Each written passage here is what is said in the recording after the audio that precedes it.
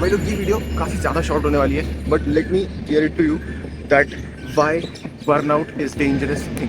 भाई देखो, why people underestimate burnout, why burnout is the most underrated thing in JW preparation. भाई मेरे को ये नहीं समझ में आता, लोग अपने अंदर मोटिवेशन ले आते हैं, लोग अपना टाइम फिक्स कर लेते हैं, लोग अपने लाइक 14-15 घंटे गोल्स बना लेते हैं, लोग एक अपना माइंड सेट बना लेते हैं, but then still why people fail. भाई इसका ना मैं तुम्हें बहुत सिंपल सा रीज़न बताता हूँ। इसका रीज़न होता है, अगर हिंदी में बोलूँ तो सब्जी में नमक स्वाद अनुसार, और प्रिपरेशन में पढ़ाई औकात अनुसार करनी चाहिए। और अगर मैं इंग्लिश में बोलूँ तो हमारी जो बॉडी होती है वो it is not capable of doing such hard work in a very short amount of time. That's why when we apply excessive force on our mind, our brain refuses to work anymore. That state is called burnout. ठीक है, समझ आया तो ठीक है, नहीं आया तो मुझे भी नहीं आया, क्योंकि ठीक है, पता नहीं मैंने क्या बोल दिया, कुछ तो बोल दिया यार। वो वाला वो जिफ नहीं देखा होगा तुम लोगों ने कि भाई इंग्लिश क्या, English in my mind versus English when I speak, वही वाली हालत है भाई मेरे साथ।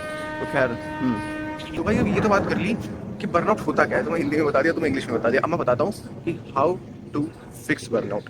तो भाई देखो, अब इसमें होता क्या है ना कि तुम यार 14-15 घंटे पढ़ने का सोच लोगे, तुम सोचोगे कि यार मैं बस 5 घंटे उठूँ, मैं बस 4 घंटे उठूँ, ठीक है, और मैं 4 घंटे उठ के मैं काम करूँगा, मैं 12 बजे सोऊंगा, मैं सुबह 4 बजे उठूँगा, and then I will repeat the cycle, मैं फिर 12 बजे सोऊंगा, 4 बजे उठूँगा। भाई ये तुम ना, तुम्हारे विल पावर के ऊपर होता है कि तुम कितने दिन स्टैंड कर सकते हो। पर मैं एक चीज़ बता रहा हूँ, तुम सिर्फ दिन ही स्टैंड कर पाओगे। तुम्हें अगर पूरा साल स्टैंड करना है तो तुम्हारे को आराम से 6 घंटे का नींद लेना पड़ेगा, तुम्हारे को एक सर्टेन अमाउंट ऑफ ब्रेक्स लेने पड़ेंगे बीच में, क्योंकि JW preparation is not just about working hard for one day, it is just about working hard for an year मेरे भाई लोग। और ये चीज़ मैं नहीं समझा था, कि मेरे को समझने में बहुत लेट हो गया, तो आज मेरा सीन थोड़ा सा खत्म है, ठीक है। क्योंकि भाई देखो, मैं तुम्हें एक बात बताता हूँ, 60 क्वेश्चन अभी से डेली करोगे ना, you will be in the 0.01% of the population in JW. मैं तुम्हें लिख के दे सकता हूँ, 16 लाख बच्चे ना, तुम 16,000 नहीं, तुम 1600 बच्चों के अंदर हो गए, तो तुम आज से डेली के 60 क्वेश्चन कर रहे हो। बट अगर तुम ये सोच रहे हो ना कि यार मैं कल उठ के 120 क्वेश्चन कर लूंगा, तुम फिर वही 100% जनता के अंदर हो, नहीं फिर तुम वो 99% जनता के अंदर हो, ठीक है। तुम्हारा वो 16,000 में भी नहीं आने वाला, फिर ये बात समझ लो, तुम नहीं कर पाओगे भाई। यार तुम उस हिसाब से देखो भाई, कंपटीशन हर साल बढ़ते जा रहा है भाई। अब 16,000 आई है रैंक इस बार, 99% आई तो 16,000 रैंक आई है भाई। मेरे टाइम पे 15,000 आई, तो सर मेरे टाइम पे तो 16,000 आई थी।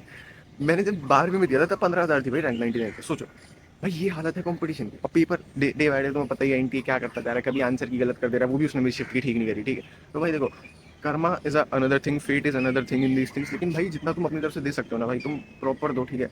अगर तुम्हारी किस्मत मेरी तरह खराब हुई या फिर मेरे दोस्तों की तरह खराब हुई, तो फिर हम क्या ही कर सकते हैं, ठीक है। भाई मैं तुम्हें बर्नआउट की कॉन्सिक्वेंसेज बताने वाला हूँ, ठीक है भाई। मतलब सब लोग इतना तो जानते हैं कि भाई बर्नआउट, लेकिन यार देखो, बहुत सिंपल सी चीज़ है कि तुम सिर्फ वो डेफिनेशन देख के समझ नहीं पाओगे। मैं तुम्हें एक लाइव एग्जांपल अगर दूँ तो मेरे साथ भी होता था, ठीक है। मैं 1-2 दिन तो मैं पढ़ता था भाई, मतलब 1-2 दिन में उठा के 7-8 लेक्चर कर लेता था। मेरे साथ ऐसा हुआ है, मैंने 7-8 लेक्चर करे एक दिन में, ठीक है। भाई वो 7-8 लेक्चर करने के बाद मैं अगले 2 दिन नहीं पढ़ पाता था। क्यों? माइंड में एक फॉग बन जाता है भाई, हमेशा ऐसा होता है, एक फॉग बन जाता है माइंड में कि भाई तुम कितनी भी अच्छे एस्पिरेंट हो ना भाई, मैं तुम्हें लिख के दे सकता हूँ, तुम 7-8 घंटे के बाद नहीं अगले दिन उठ पाओगे। एक दिन उठोगे ना, ठीक है भाई, हो सकता है तुम्हारी विल पावर मेरे से ज़्यादा हो, तुम 7-8 लेक्चर ले लो, फिर उसके बाद तुम अगले दिन भी उठ के पढ़ो, लेकिन तुम कितने दिन तक ये चीज़ कर सकते हो ना, that is completely is depended on your will power भाई। जिस दिन तुम्हारा विल पावर ओवर हो गया ना भाई, फिर तुम 1-1.5 हफ्ता जो तुम्हारा ब्रेक लगेगा। मेरे साथ ऐसा बहुत बार हुआ है, एंड नॉट जस्ट मेरे साथ, मैं अपनी एक बहन का एग्जांपल देता हूँ भाई, वो भी जेडब्ल्यू की तैयारी कर रही थी। उसके साथ क्या हुआ है, उसके साथ ये हुआ था, उसने स्टार्टिंग की फेज में पता क्या करा, 7 दिन लगातार, मतलब रोबोट की तरह पढ़ती थी भाई वो लड़की, लेजिट रोबोट की तरह। पता है भाई, सुबह उठ रही है बिल्कुल जल्दी, मेरे को शायद पता है भाई वही 4-5 बजे शायद उठ, भाई 3 या 4 घंटे की नींद, मुश्किल से 3-4 घंटे, एंड पूरे दिन बिना ब्रेक के पढ़ना, बिना ब्रेक के भाई। एंड मैं इतना परेशान करता था, मैं इसको देख के मैं झूठ नहीं बोलूंगा कि भाई ये कैसे लोग होते हैं भाई, 16-16, 18-18 घंटे पढ़ रहा था। मेरा 10-11 घंटे के ऊपर कभी गया ही नहीं भाई जेडब्ल्यू प्रिपरेशन के अंदर। लेकिन भाई वो ओनली 14 घंटे 16 घंटे उस टाइम पे करे थे, एंड वो 1 हफ्ते पढ़ी है, उसका 1 हफ्ता रेस्ट गया अगला, क्योंकि पढ़ ही नहीं पाई। बहुत सिंपल सी चीज़ है यार।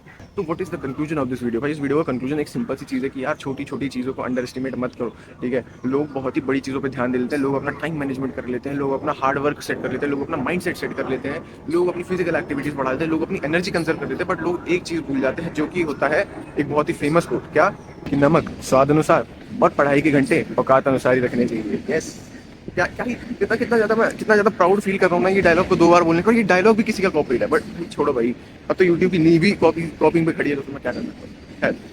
तो भाई that is for this video, ठीक है। बहुत ही छोटी वीडियो थी, मैं तो जस्ट ऐसी मतलब बता दिया बर्नआउट के बारे में, क्योंकि ये सही चीज़ें ना जानना जरूरी होती है एक प्रिपरेशन में, ठीक है।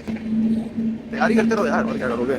उसके अलावा कोई ऑप्शन भी थोड़ी है तुम लोगों के पास, या तो इतने अमीर होते कि जाइए तैयारी ना कर रहे होते। अब इतने अमीर नहीं हो तो कर लो भाई चुपचाप, ठीक है भाई।